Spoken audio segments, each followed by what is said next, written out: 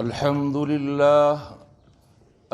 لله نحمده ونستعينه ونستغفره ونؤمن به ونتوكل عليه ونعوذ بالله من شرور أنفسنا ومن سيئات أعمالنا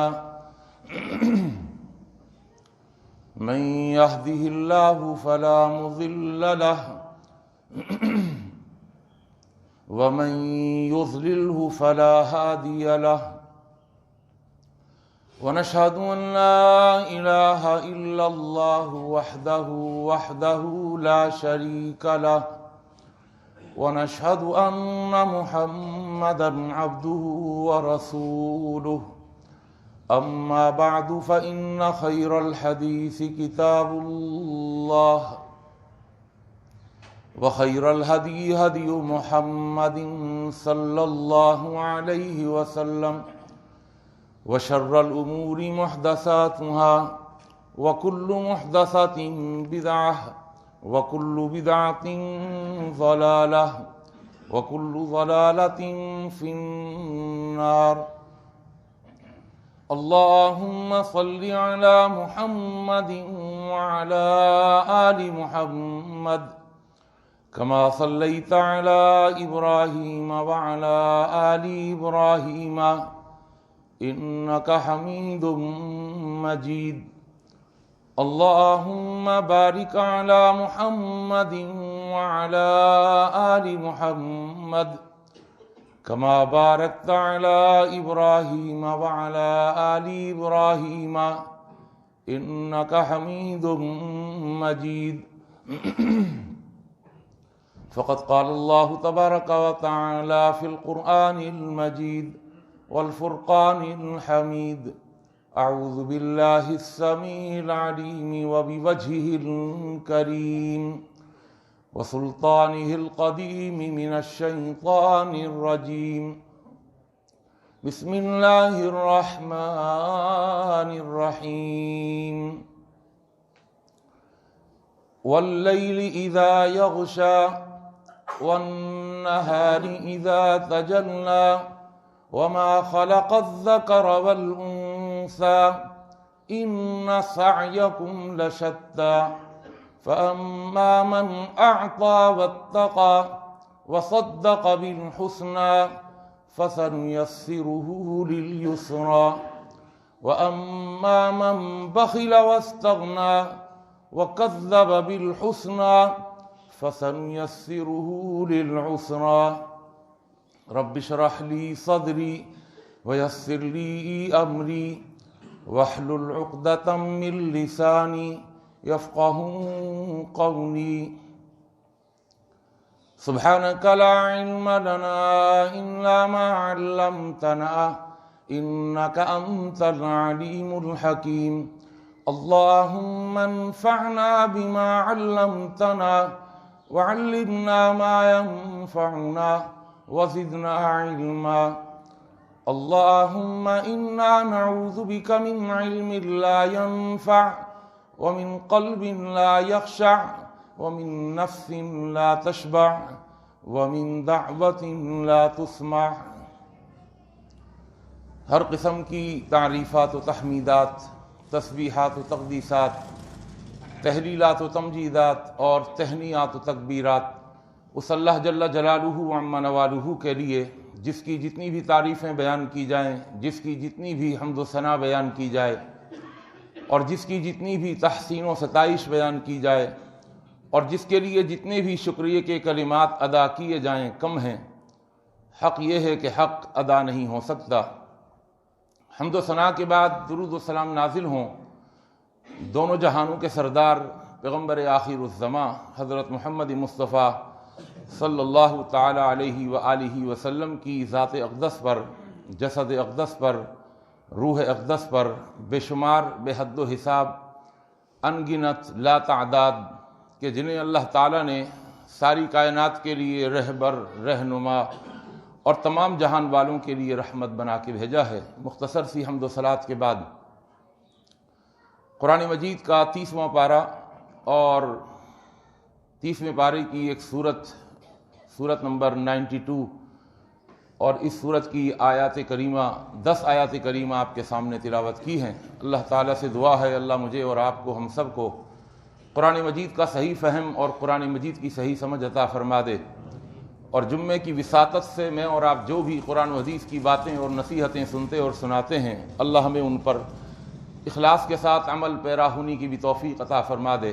آپ جانتے ہیں کہ آپ کے سامنے گزشتہ 2 جمعے اللہ کا قانون عسر اور یسر بیان ہوا تھا، اور میں نے عرض کیا تھا کہ سورہ الم نشرح کے اندر اللہ نے اپنا قانون عسر اور یسر بیان کیا ہے، اور یہ قانون عسر اور یسر، اس کی 2 جہتیں اور 2 شکلیں اور 2 صورتیں آپ کے سامنے بیان ہو گئی تھیں۔ ان میں سے ایک جہت اور ایک صورت جو اللہ نے سورہ طلاق کے اندر ذکر کی کہ سیجعل اللہ بعد عسر یسرا، یہ معقول تھی، مفہوم تھی، سمجھ میں آتی تھی، لیکن اس کی دوسری صورت وہ غیر معقول تھی، غیر مفہوم تھی،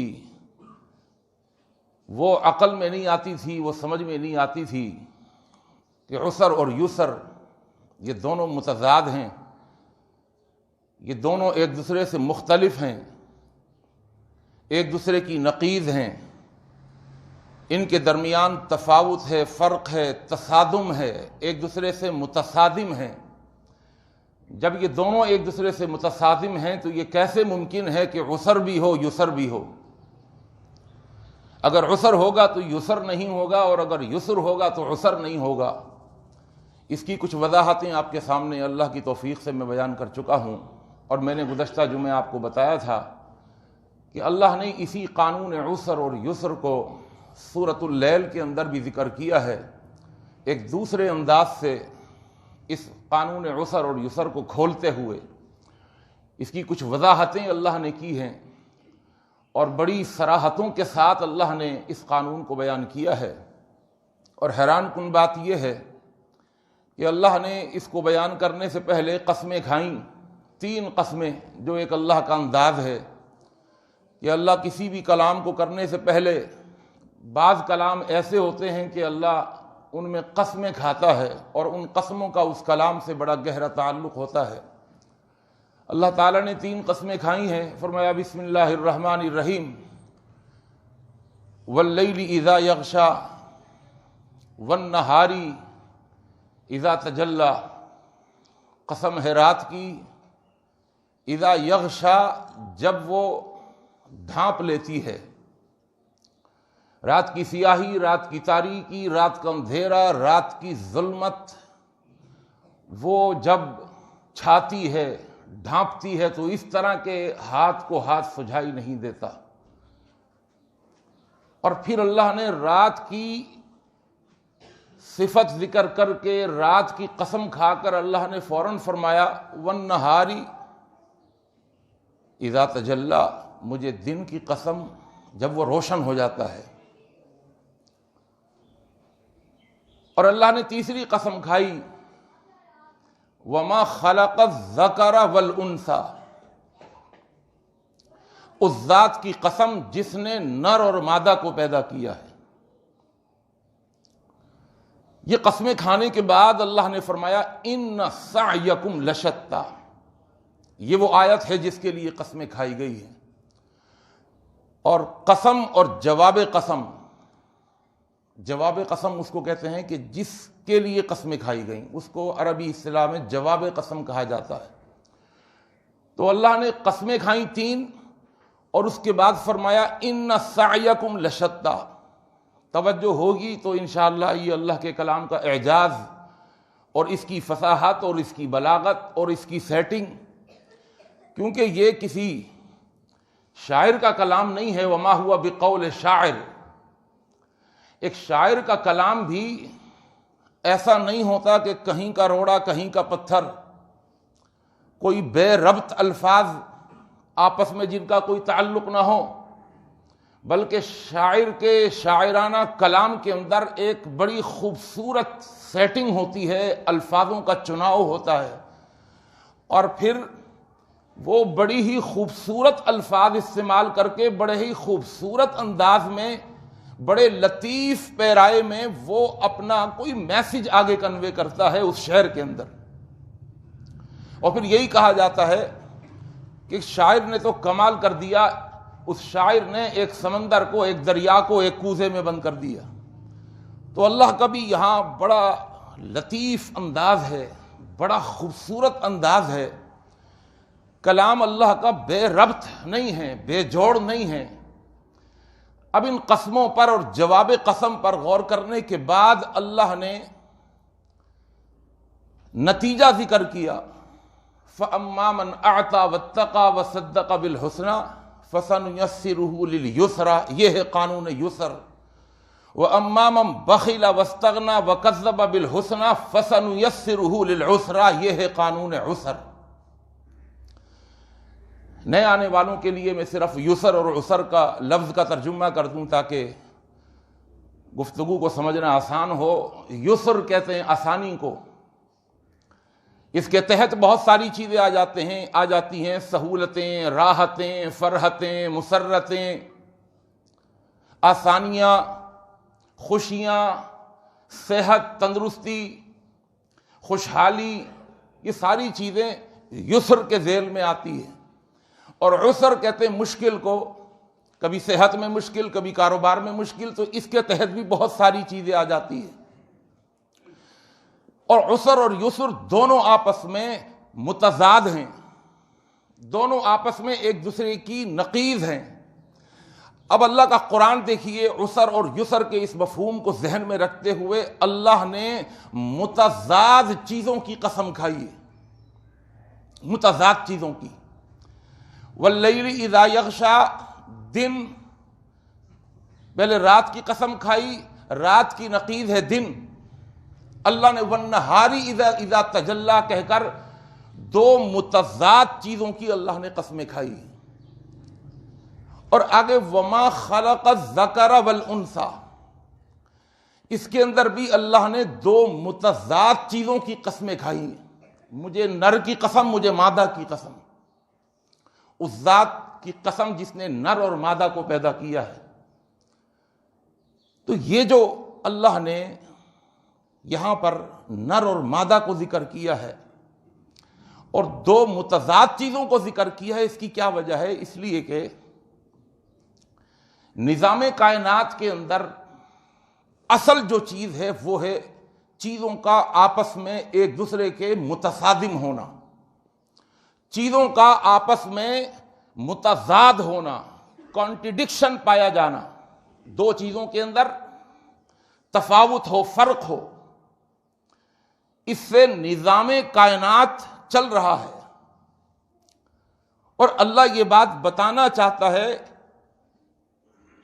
کہ ہر چیز کے اندر اللہ نے جوڑا بنایا ہے، ہر شے کے اندر.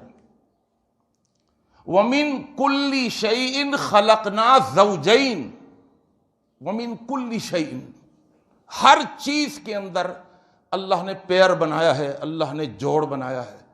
زمین کا جوڑ آسمان.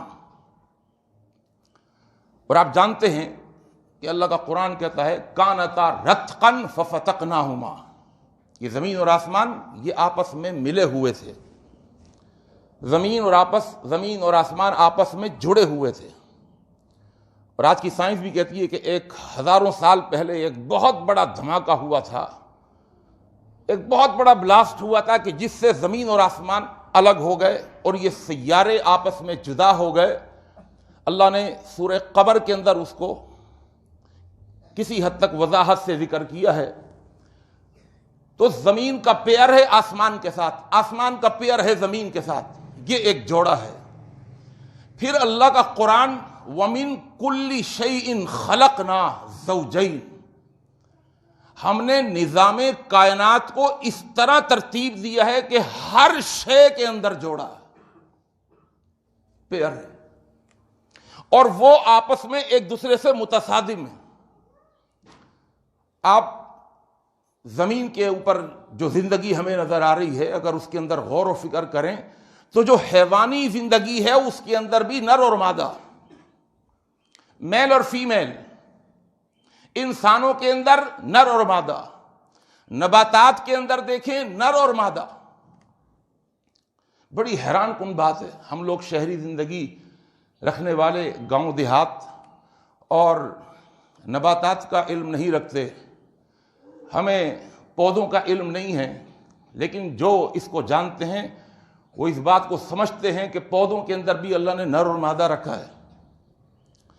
جب تک مادے کے آگے، جب تک نر کا پودا برابر میں نہ لگا ہوا ہو، اس کے اندر پھل پیدا نہیں ہوتے۔ اور پھر اس کا علم رکھنے والے نر تنے کے اندر سے گودا نکال کر مادہ تنے کے اندر کھانچا بنا کے اس میں رکھ کر اس کی پیوند کاری کرتے ہیں، اور پھر درخت پھل زیادہ دیتا ہے وغیرہ وغیرہ۔ تو اللہ کا قرآن کہتا ہے کہ نظام کائنات کے اندر اللہ نے ہر چیز کے اندر جوڑا بنایا ہے، ہر چیز کے اندر۔ اور یہیں سے اللہ تعالیٰ نے آخرت کو بھی ثابت کیا ہے۔ یہیں سے اللہ تعالیٰ نے جب ہر چیز کا جوڑا ہے، جب ہر چیز کا ایک پیئر ہے، تو دنیا کا بھی ایک پیئر ہے، اور دنیا کا پیئر کس کے ساتھ ہے؟ آخرت کے ساتھ۔ اور حیران کن بات، اللہ تعالیٰ بڑے لطیف پیرائی میں یہ بات سمجھانا اور بتانا چاہتا ہے کہ نر اور مادہ میں یہ جو آپس میں متضاد ہیں، اس پیئر کے اندر سے اگر ایک کو دوسرے سے الگ کر دو تو ایک کی کوئی حیثیت نہیں، ایک نامکمل ہے، ادھورا ہے، وہ نتائج اور وہ ثمرات پیدا نہیں کرے گا جب تک کہ اس ایک کے ساتھ دوسرا نہ مل جائے۔ دیکھیے آپ، ایک مرد ہے، وہ مردانگی میں مکمل ہو،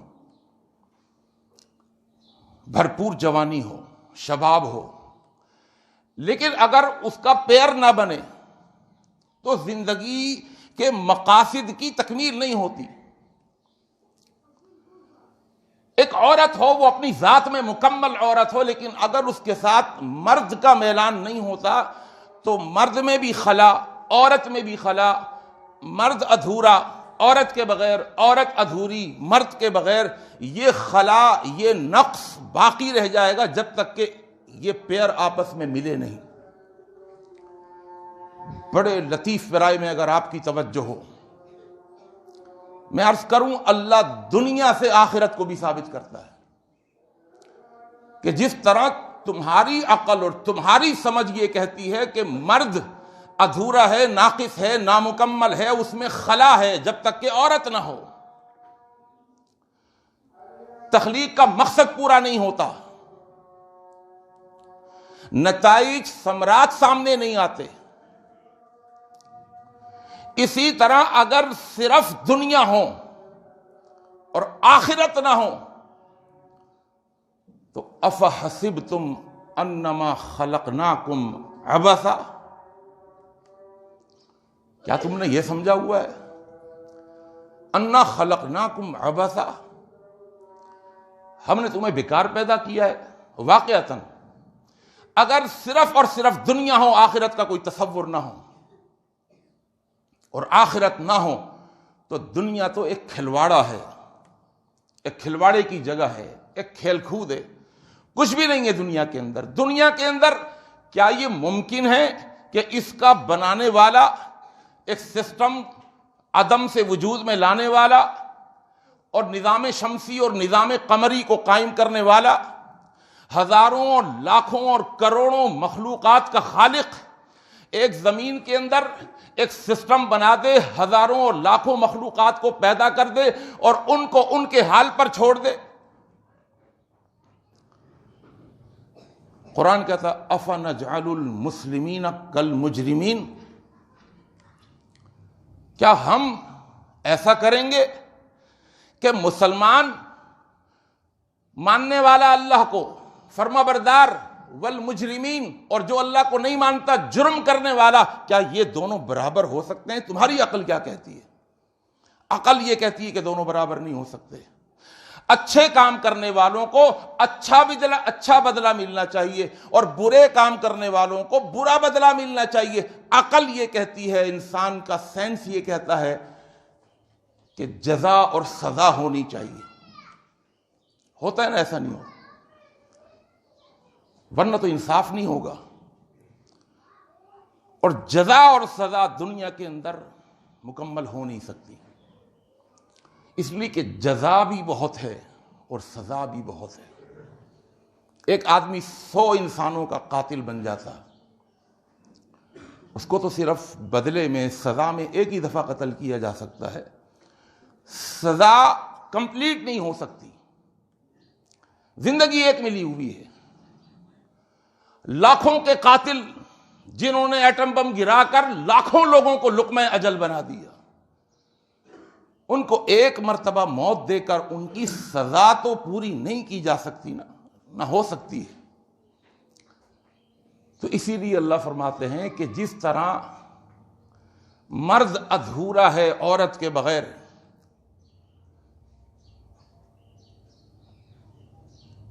جس طرح مادہ ادھوری ہے مرد کے بغیر، پیئر مکمل اس وقت ہوتا ہے کہ جب دونوں کا آپس میں تعلق ہو، دونوں جڑ جائیں۔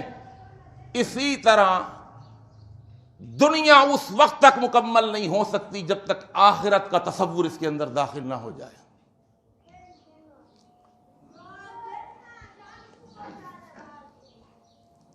آخرت کا تصور تو اللہ نے یہ تضادات ذکر کرنے کے بعد اللہ نے فرمایا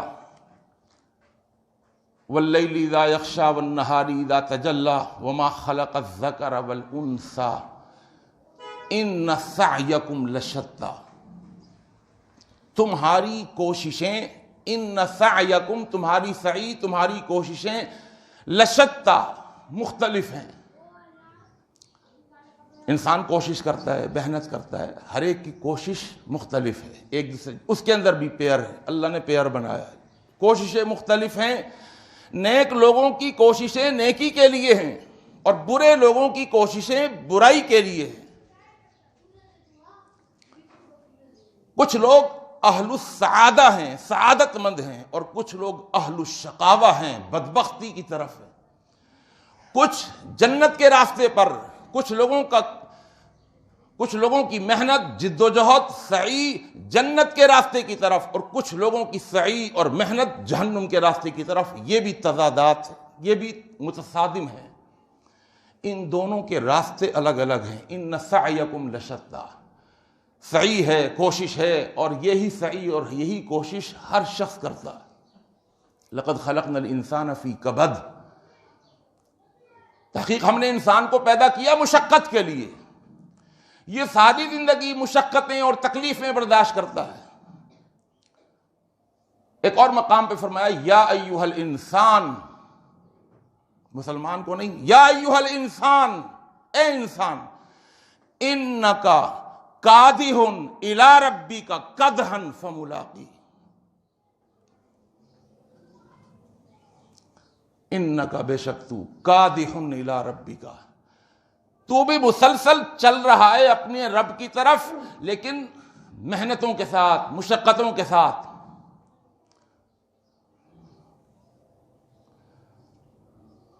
اپنا رگڑا لگواتے ہوئے، محنت کرتے، کادح الی ربک کدحا، محنتوں میں، مشقتوں میں، تکلیفوں میں پڑا ہوا کہاں جا رہے؟ الی ربک، اپنے رب کی طرف۔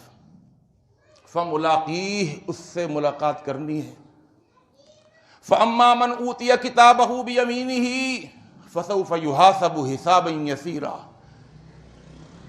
وَيَنْقَلِبُ إِلَىٰ أَهْلِهِ مَسْرُورًا وَأَمَّا مَنْ أُوتِيَ كِتَابَهُ وَرَاءَ ظَهْرِهِ فَسَوْفَ يَدْعُو ثُبُورًا۔ سب جا رہے ہیں، سارے انسان اللہ کی طرف جا رہے ہیں، اور یہ پیئر آپس میں ملنے والا ہے، یہ جوڑا دنیا اور آخرت کا آپس میں ٹکرانے والا ہے۔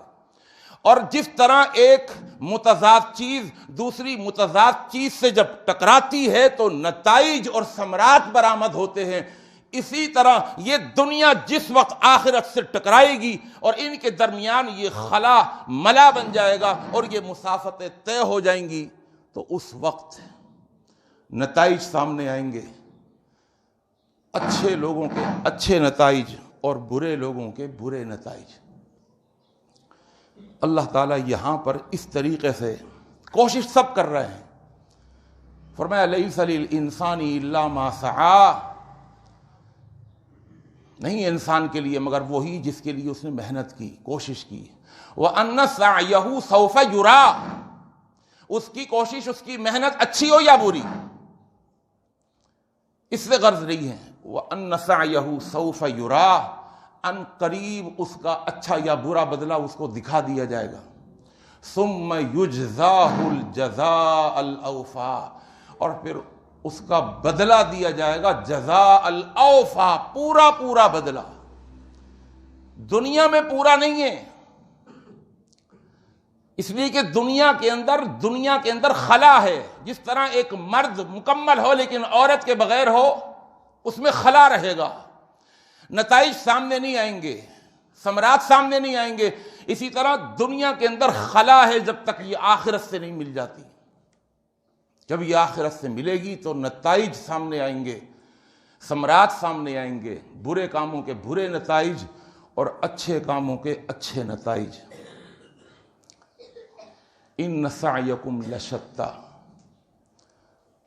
اب جب اللہ نے یہ فرما دیا کہ تمہاری کوششیں جدا جدا ہیں، مختلف ہیں، اب اللہ نے دو راستے بتا دیے، کچھ لوگوں کی کوششیں اس راستے کی طرف اور کچھ لوگوں کی کوششیں اس راستے کی طرف جو اہل السعادہ ہیں، جن کی کوششیں اللہ کی طرف، جن کی کوششیں رحمان کی طرف، جن کی کوششیں جنت کی طرف، جن کی کوششیں اللہ اور اس کے رسول کی طرف ہیں۔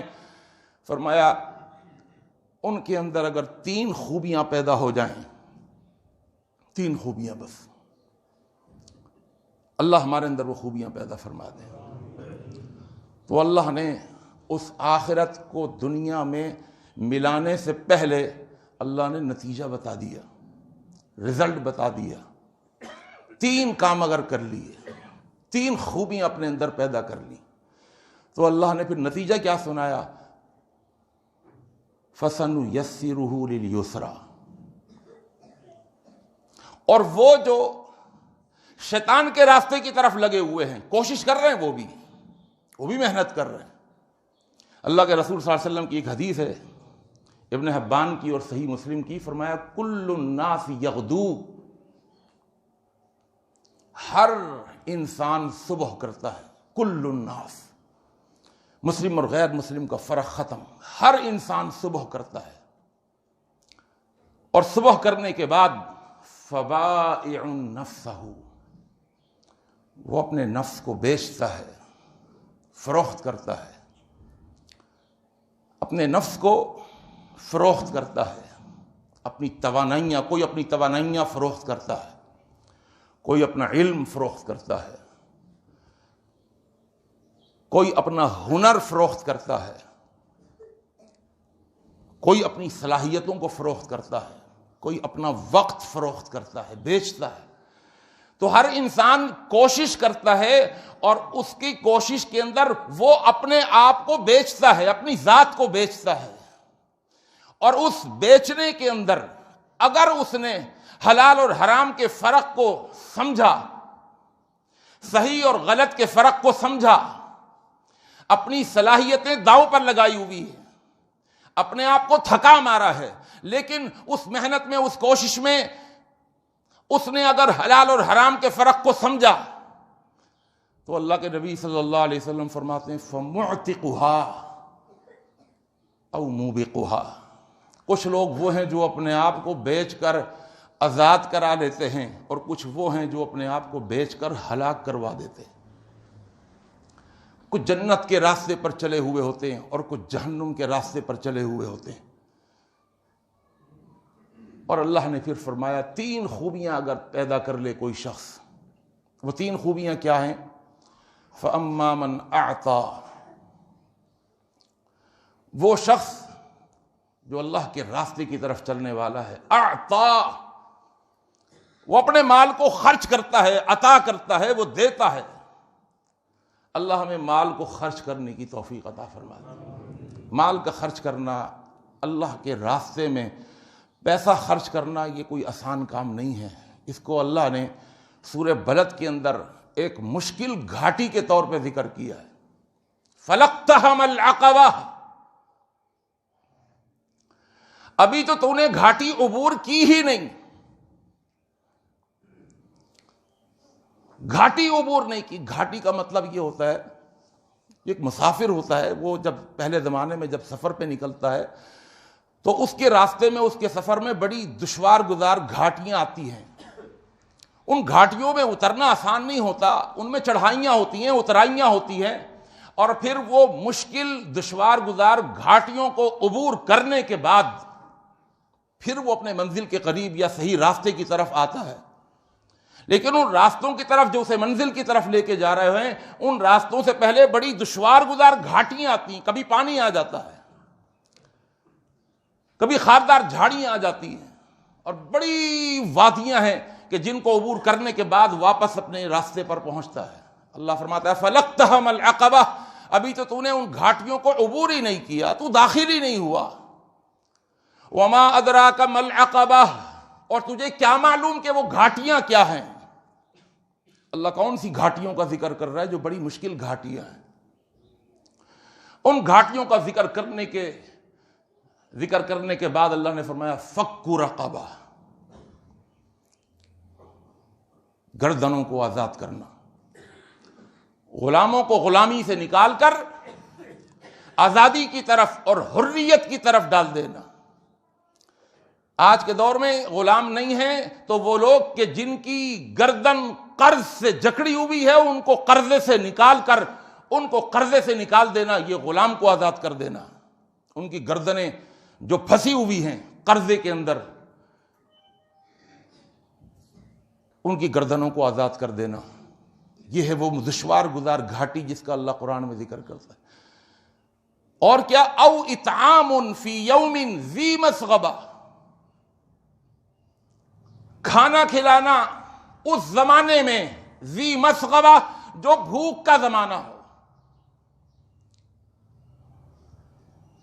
اور واقعتاً آج کا دور کہ جس میں مہنگائی آسمانوں سے باتیں کر رہی ہے، آپ سب جانتے ہیں کہ مہنگائی کہاں پر پہنچ گئی اور غریب کا کیا حال۔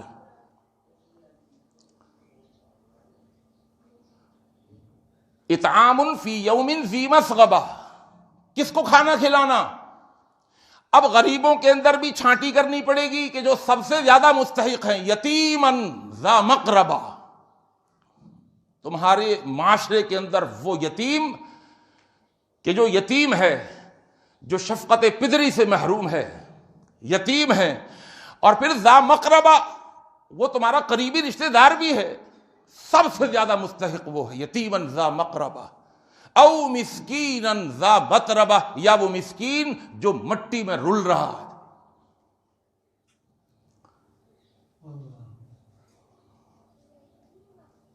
میں ادھر ادھر نہیں جانا چاہتا، ذہن جا رہا ہے کہ میں آپ کو کچھ باتیں بتاؤں ان مسکینوں کے بارے میں جو مٹی میں رل رہے ہیں، ان یتیموں کے بارے میں کہ جنہیں دھکے لگتے ہیں، جس کا قرآن ذکر کرتا ہے ارأیت الذی یکذب بالدین، کیا آپ نے دیکھا اس کو جو دین کو یعنی جزا اور سزا کے دن کو جھٹلاتا ہے؟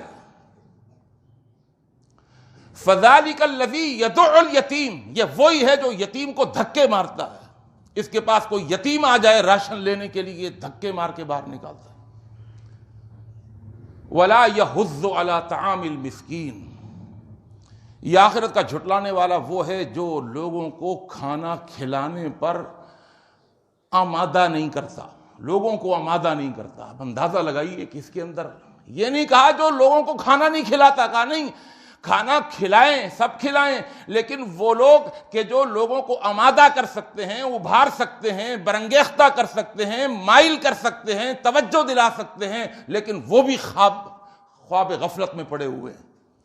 انہیں معاشرے کے اندر مٹی میں رلنے والا یتیم نظر نہیں آ رہا، مسکین نظر نہیں آ رہا، وہ ابھارتے نہیں ہیں لوگوں کو۔ ولا یحض علی طعام المسکین،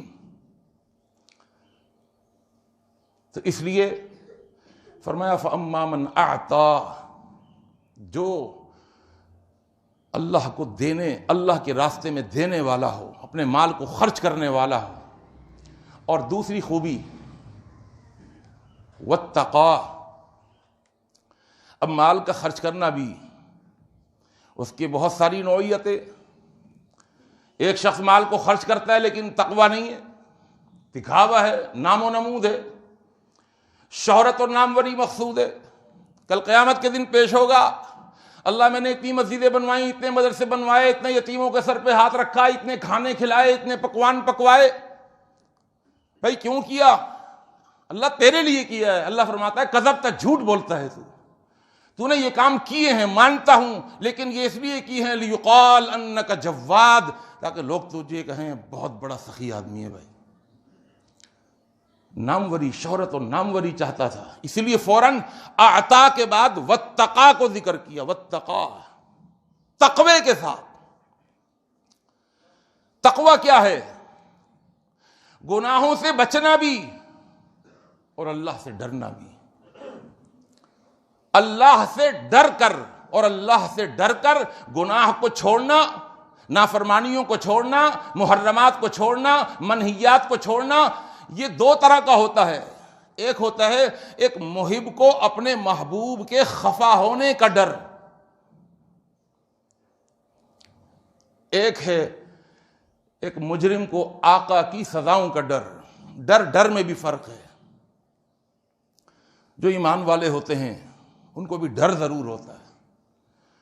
ان کا ڈر ایک الگ نوعیت کا ہوتا ہے، جس کو میں نے مثال سے ذکر کیا کہ ایک چاہنے والے محب کو، ایک عشق کرنے والے عاشق کو اپنے معشوق کے خفا ہونے کا، ناراض ہونے کا ڈر ہوتا ہے. وہ اس کی ناراضگی سے بچنے کے لیے وہ کام کرتا ہے جس سے اس کا محبوب خوش ہوتا ہے، اور ان کاموں سے بچتا ہے جس سے وہ ناراض ہوتا ہے. ایک مومن کو اللہ یہ تقوی نصیب فرماتا ہے. اللہ ہمیں مومن بنائے اور اپنا ایسا ڈر. یہ میں اپنی طرف سے بات نہیں کر رہا، اللہ کا قرآن کہتا ہے والذین آمنوا اشد حبا للہ. میں قربان جاؤں اللہ کے اس جملے پر. فرمایا جو ایمان والے ہوتے ہیں، یعنی کہا وہ اللہ سے محبت کرتے ہیں، یحبون اللہ، نہیں، اشد حبا للہ. یہ بھی نہیں کہا شدید فی محبت اللہ، اللہ کی محبت میں بڑے شدید ہوتے ہیں، یہ بھی نہیں کہا. اشد حبا للہ، سپرلیٹو ڈگری، افعال التفضیل کا صیغہ. جو ایمان والے ہیں وہ اللہ سے صرف محبت نہیں کرتے، محبت میں وہ شدید نہیں ہوتے، بلکہ اشد درجے کی محبت، شدید ترین ان کو محبت ہوتی ہے اللہ سے. شدید ترین محبت. اور جس کو اپنے محبوب سے شدید ترین محبت ہو، اس کو سب سے بڑا ڈر اور خوف یہ ہوتا ہے وہ کام نہ کروں جس سے وہ ناراض ہو جائے. تو ایک مومن کا تقوی کچھ اور ہے، ایک پکے مومن کا تقوی ایک کچھ اور ہے، ایک کچے مومن کا تقوی کچھ اور ہے. ایک اللہ کے عذابوں کا ڈر، جہنم کا ڈر، قبر کے عذاب کا ڈر، لیکن ہے اس کے پاس بھی تقوی. فَأَمَّا مَنْ أَعْطَى وَاتَّقَى، جو دیتا ہے، خرچ کرتا ہے لیکن تقوی کے ساتھ. اس کی بہت ساری شکلیں اور صورتیں نکل رہی ہیں، میں صرف اشارہ کروں اس لیے کہ لن تنالوا البر حتى تنفقوا مما تحبون. اور یہ آیت ایسی ہے، ہلا دیتی ہے. تم نیکی تک پہنچ ہی نہیں سکتے، لن تنال، ہرگز نہیں پہنچ سکتے، حتی تنفقوا مما تحبون، یہاں تک کہ تم وہ خرچ کرو جو اپنے لیے پسند کرتے. آج ہم اچھا کھانا کھا کر بچا کچا خراب ہونے کے قریب کھانا کسی غریب کو، ماسی کو دیکھ کر ہم حاتم تائی کی قبر پہ لات مار دیتے ہیں، ہم نے کھانا دیا، کھانا کھلاتے ہیں ہم. تم نیکی کو پہنچ ہی نہیں سکتے، ہرگز نہیں پہنچ سکتے۔ یعنی خرچ کرنے کے اندر جو یہ آیت ہمیں ایک معیار بتا رہی ہے، کھانا کھلاؤ جو خود کھانا پسند کرتے ہو، وہ پہناؤ جو خود پہننا پسند کرتے ہو، وہ پلاؤ جو خود پینا پسند کرتے ہو۔ لن تنالوا البر حتى تنفقوا مما تحبون وما تنفقوا من شيء فإن الله به عليم۔ جو تم خرچ کر رہے ہو اللہ کو سب پتہ ہے کیا خرچ کر رہے ہو، اس لیے خرچ کے ساتھ تقوی کو جوڑ دیا۔ فأما من اعطى واتقى، اور تیسری خوبی وصدق بالحسنى،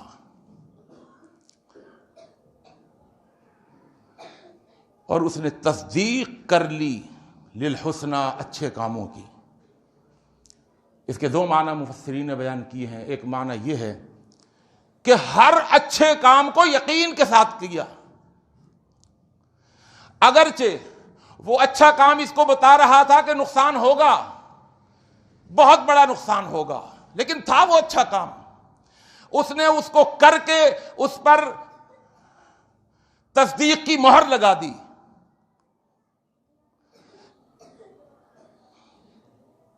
اس کو پتا تھا اگر جھوٹ بولوں گا تو پھنس جاؤں گا، سچ بولوں گا، اگر سچ بولوں گا تو پھنس جاؤں گا، جھوٹ بولوں گا تو پھنس جاؤں گا۔ دو راستے تھے اس کے سامنے، خیر کا راستہ، شر کا راستہ، اور اس نے باوجود اس کے کہ اس کو نقصان نظر آ رہا تھا، اس کو تباہی نظر آ رہی تھی، اس کو بربادی نظر آ رہی تھی، اس کو پروفٹ کے اندر بہت ہی نقصان نظر آ رہا تھا، لیکن اس نے سچائی کے راستے کو اختیار کیا اور جھوٹ کے راستے کو چھوڑ دیا۔ اس کو کہتے ہیں تصدیق۔ اور دوسرا اس کا معنی مفسرین نے لکھا ہے کہ وصدق بالحسنى،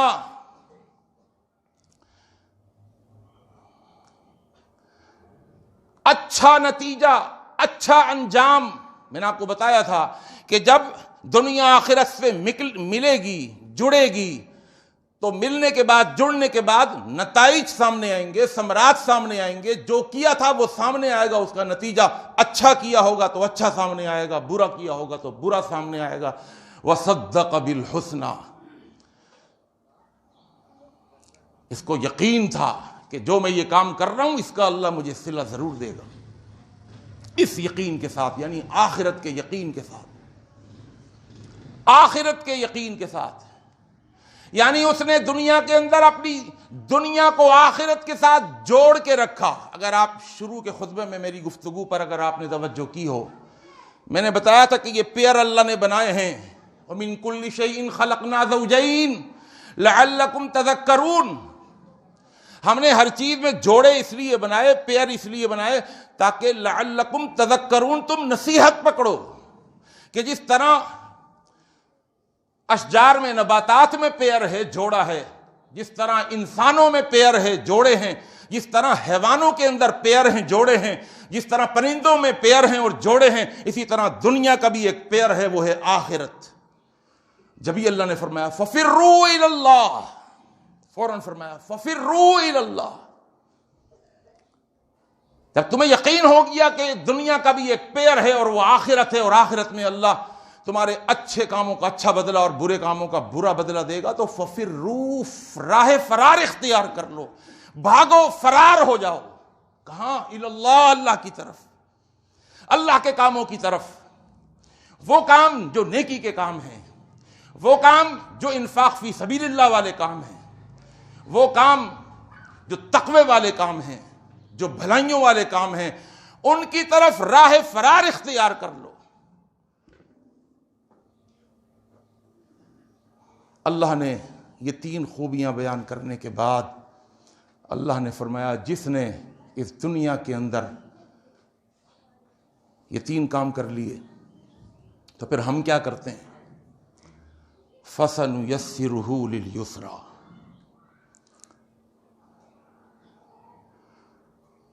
بڑا پیارا ترجمہ ہے اس کا، اللہ اکبر۔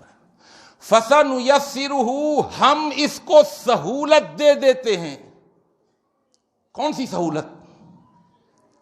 لِلْيُسْرَى، ان کاموں کے لیے جو بڑے آسان ہیں، وہ دکھنے میں بڑے مشکل ہیں لیکن ہم ان کاموں کو آسان بنا کر اس کو ان کاموں کے کرنے کی سہولت دیتے ہیں، والذین جاہدوا فینا، جو کوششیں کرتے ہیں، محنت کرتے ہیں، فینا، ہمارے کاموں کے لیے، لنہدینہم سبلنا، ہم ان کے راستوں کو ان کے آگے بچھا کے رکھ دیتے ہیں، ہم ان کے راستوں کو ان کے آگے کھول کے رکھ دیتے ہیں، ہم ان کے راستے ان کو دکھا دیتے ہیں، اور وہ مشکل ہوتے ہیں لیکن آسان ہوتے ہیں اس کے لیے۔ بہت توجہ فرمائیے گا، گزشتہ 2 جمعے سامنے رکھتے ہوئے، وہ بظاہر مشکل ہوتے ہیں لیکن ہم ان مشکل کاموں کو اس کے لیے آسان کر دیتے ہیں۔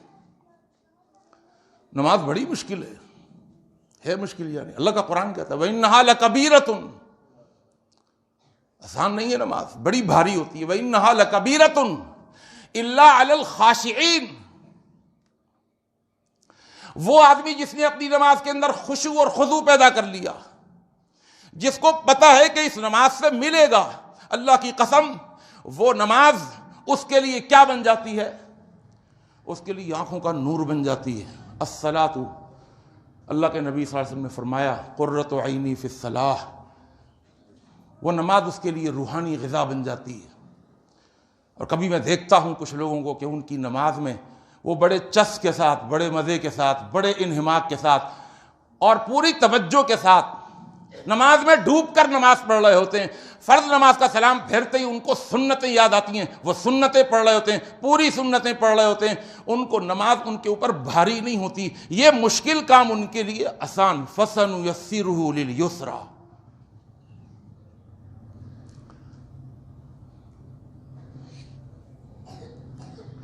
کتنا اب وہ مسلمان آدمی، اب یہ اللہ کے رسول صلی اللہ علیہ وسلم کی ایک حدیث سنا کر میں بات مکمل کر رہا ہوں اس لیے کہ وقت اجازت نہیں دے رہا یہاں پر۔ پھر 3 وہ لوگ جو شیطان کے راستے پر چلے ہوئے ہیں، جو گناہوں کے راستے پر چلے ہوئے ہیں، اللہ نے ان کے بھی 3 اوصاف بیان کی ہیں، میں وہ بھی عرض کروں گا، لیکن بس اس کو فَسَنُيَسِّرُهُ لِلْيُسْرَىٰ کو سمجھ لیجئے کہ اللہ رب العالمین احکم الحاکمین ان کے مشکل کام ان کے لیے آسان کر دیتا ہے، اللہ ان میں سہولت دے دیتا ہے۔ دوسرا معنی مفسرین نے لکھا ہے یسرا کا، کہ یسرا سے مراد جنت ہے، جس کا حصول مشکل تو تھا، بہت مشکل تھا، جسے خریدنا آسان کام نہیں تھا، نبی کا عمل بھی نہ کافی تھا کہ جنت کو خرید لے۔ اللہ کے نبی نے فرمایا کہ مجھ پر بھی اللہ اپنی رحمت کا سایہ کرے گا تو میں جنت میں جاؤں گا، بہت مشکل ہے۔ افأم حسبتم ان تدخلوا الجنة ولما يأتكم مثل الذين خلوا من قبلكم مستهم الباساء والضراء وزلزلوا حتى يقول الرسول والذين آمنوا معه متى نصر الله الا ان النصر الله قریب۔ میرے بھائی، منافقوں کا سردار عبداللہ بن ابی کلمہ اس نے بھی پڑھا تھا، کلمہ ابو بکر و عمر نے بھی پڑھا تھا۔ فرق کیا تھا؟ ابو بکر و عمر نے ایک امتحان پاس کیا تھا، ان کی دل کی زمین پر، ابو بکر و عمر کی دل کی زمین کے اوپر ایک بیج ڈالا گیا تھا ایمان کا۔ عبداللہ بن ابی بن سلول، اس کی دل کی زمین پر بھی ایک بیج ایمان کا ڈالا گیا تھا، ایک بیج تناور درخت بن گیا، اس نے پھل اور پھول پیدا کر دیے۔ زمین، یہ بھی زمین تھی، یہ بھی زمین، اور ایک زمین کے اوپر کیا ہوا، وہ گھاٹیوں سے نہیں گزرا، اور یہ ابو بکر و عمر، انہوں نے اپنے دل کی زمین کے اوپر انفاق فی سبیل اللہ کا حل چلا دیا تھا، تقوی کا حل چلا دیا تھا، تقوی کی کھاد ڈال دی تھی، انفاق فی سبیل اللہ کا حل چلا دیا تھا۔ اس زمین پر بیج ڈالنے کے بعد وہ پھلا پھولا، وہ باہر نکلا اور تناور درخت بن گیا۔ اور عبداللہ بن ابی بن سلول، اس کی دل کی زمین پر بھی ایمان کا بیج لگا تھا، لیکن اس نے انفاق فی سبیل اللہ کا حل نہیں چلایا تھا، اس نے اس زمین کے اوپر تقوی کا پانی نہیں ڈالا تھا۔ کہاں گیا؟ ان المنافقین فی الدرک الاسفل من النار۔ اللہ تعالیٰ سے دعا ہے اللہ رب العالمین ہمارے لیے وہ سارے مشکل کام آسان فرما دے اللہ کے رسول صلی اللہ علیہ وسلم نے فرمایا اعملوا، عمل کرتے رہو، فکل میسر لما خلق لہ، عمل کرتے رہو، کوشش کرتے رہو، تم میں سے ہر ایک آسانیاں دے دیا جائے گا جس کے لیے وہ پیدا کیا گیا ہے۔ جنت کے لیے پیدا کیا گیا ہے تو اس کے لیے جنت کے کام آسان ہو جائیں گے، اور اگر اس کے لیے اگر اس کو جہنم کے لیے پیدا کر دیا گیا ہے، اس کے لیے جہنم کے کام آسان ہو جائیں گے۔ اس کی تفصیل عرض کروں گا۔ ایک مثال سے اگر سمجھنا چاہیں، ایک نیک آدمی کے لیے شراب پینا آسان کام نہیں ہے، بڑا مشکل کام ہے نہیں، وہ مرتے مرتے مر جائے گا، شراب نہیں پیے گا۔ ایک پکا مومن موحد، اس کے سامنے ایک عورت اپنے چام کے ساتھ، اپنی کشش کے ساتھ، اپنے حسن و جمال کے ساتھ، اپنی رعنائیوں کے ساتھ، اپنے شباب کے ساتھ، اپنی چاہتوں کے ساتھ وہ اس کو گناہ کی دعوت دے گی، حیت لک قال معاذ اللہ، تو وہ اللہ کی پناہ مانگ کر اس کو اس عورت کی کشش کے اندر، اس کے چام کے اندر، اس کے حسن و جمال کے اندر جہنم کے دہکتے ہوئے انگارے نظر آئیں گے، اور وہ انگارے سمجھ کر کے بھاگے گا، دوڑ لگائے گا۔ واستبق الباب وقدت قمیصہ من ذبر والف یا سیدھا لدى الباب۔ تو میرے دوستو، میرے بزرگوں، اور جو آدمی جس کو پیدا ہی جہنم کے لیے کیا گیا ہے، اس کی مثال اس کیڑے کی سی ہے کہ جس کے لیے گندگی میں رہنا بڑا آسان ہوتا ہے۔